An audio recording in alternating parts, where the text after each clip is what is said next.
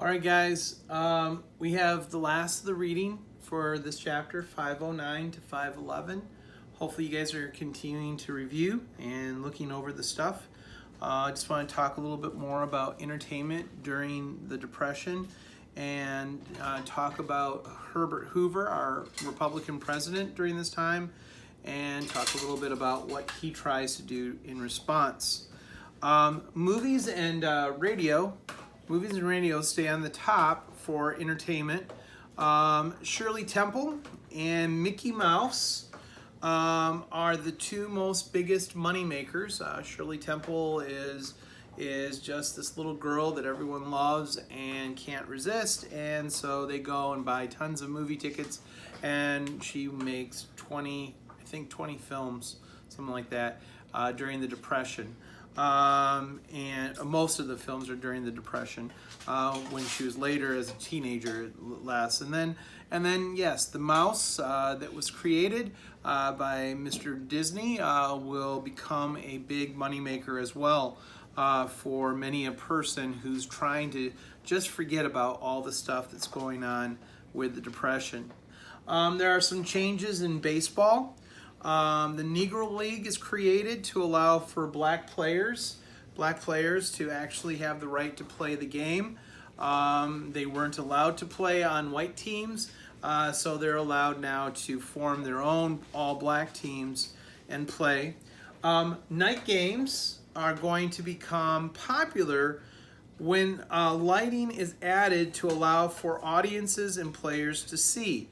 Now, what's kind of interesting with these night games was that originally the night games were for the Negro League. They wouldn't allow the black players to have the prime time of the daytime. The idea would be that they would take away from the white players if they were out there during the daytime. So they played at night, and then they'd get some car lights and other lights together.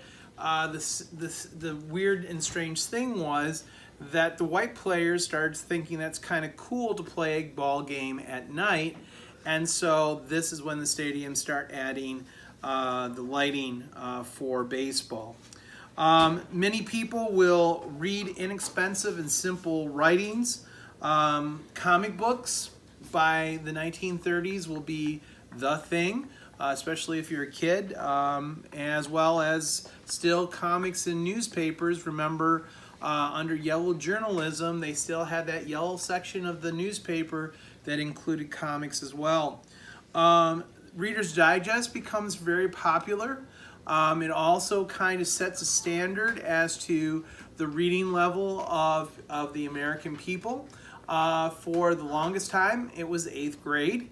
But then they had to drop down the reading level to 6th grade by the 1980s. And currently, Reader's Digest is now being written for a 5th grade reading level. Because unfortunately, yes, our reading abilities as a nation have dropped quite a bit. Roman numeral 8, Hoover and his efforts during the Depression. Hoover refuses to get the government involved. The American public agrees at first at least. They will hang it out and they will tough it out, just like the president would like them to do. Hoover actually warns of future dependence on government and government debt. Go figure that we don't want government debt. He suggested we move to this thing called rugged individualism. Just like the pioneers of old, every man would take care of his own needs and would not depend on other people to achieve those goals, right? So what Hoover's hoping for is everyone will be kind of like a pioneer and just kind of tough it out. The only problem is a lot of Americans now start believing that they shouldn't tough it out, that the government should take care of their needs.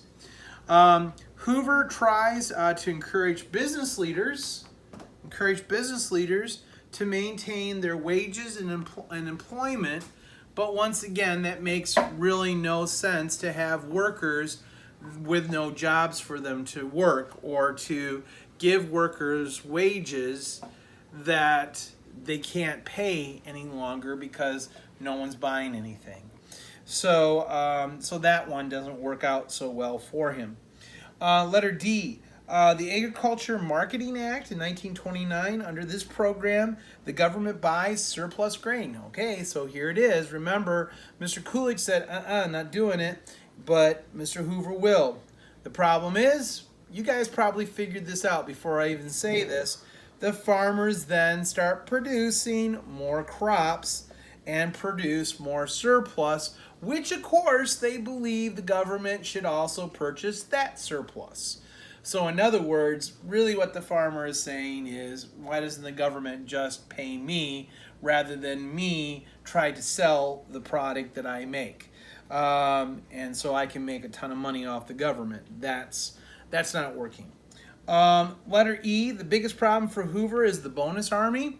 If you guys can remember when we talked about Coolidge, there was a conversation that the soldiers from the First World War, they felt like they had lost a lot of time and money while they were soldiers, and that the U.S. government should provide them some type of benefits.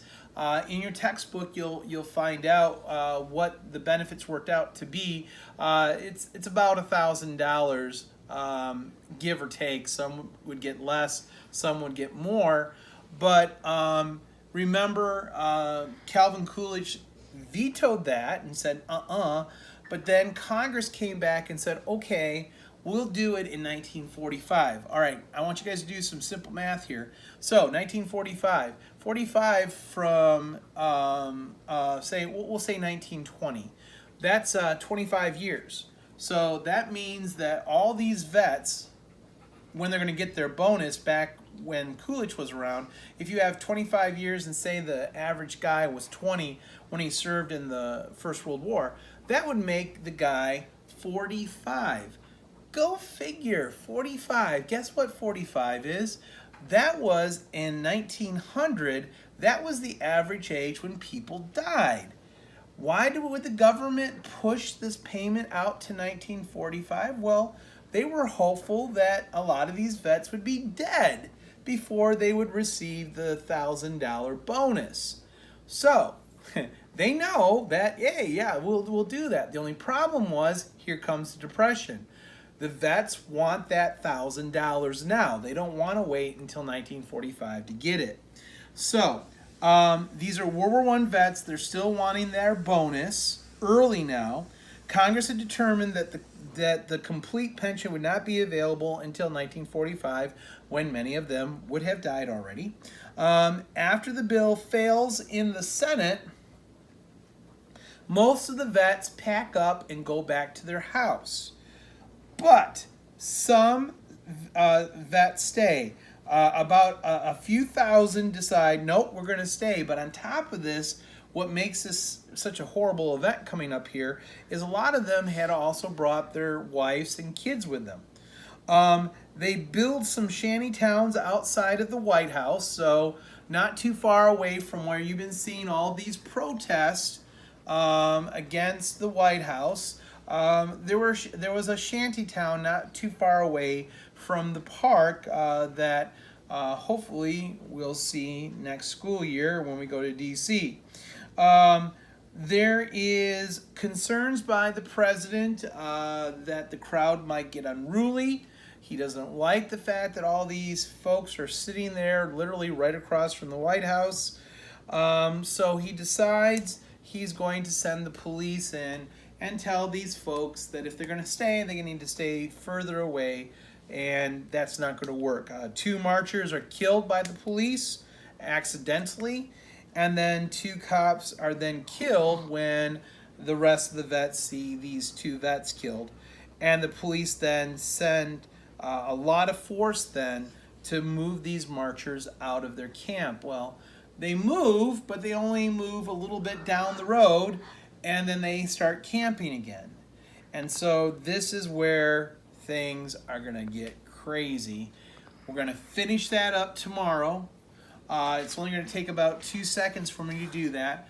I want to review with you guys what the short answer is going to be on your quest on Friday, and just talk to you guys about any questions you might have, especially if you've kind of been quietly working on that review to kind of get yourself ready for this quest.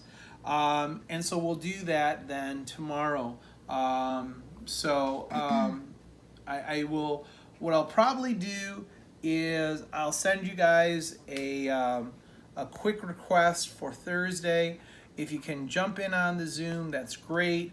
What I'll probably do after the Zoom is do a quick video just to include any of the questions that might be asked, and yeah, and then we can go from there. Okay. What I'll probably do is I'll actually tape the Zoom, and then I'll put that audio tape together. It'll be an audio tape though; it won't be a visual. And so we'll see if you guys can't jump in. I'm thinking it's going to probably be on our regular time if we were going to Zoom from 3 to 3:30. Like I said, if you can't make it, I'll tape it, and then sure, I'll just send it to the whole class that way. Yeah.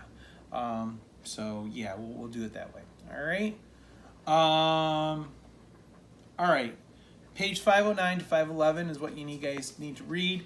And maybe what we'll do now, the more I think about it, why don't I do this? Because I know some of you will make the Zoom, and some of you guys won't really want to do the review. How about this? After I get done taping the Zoom from 3 to 3:30, if someone specifically wants the audio tape, you can send in a request, and I'll email it to you. But if you don't ask, you guys can, once again, you guys can study on your own. It's not a test, it's just a quest. So yeah, maybe we'll handle it that way. That might be better. All right guys, so have a great day. I know it's kind of hot, so stay cool, and I'll see you guys tomorrow. Bye guys.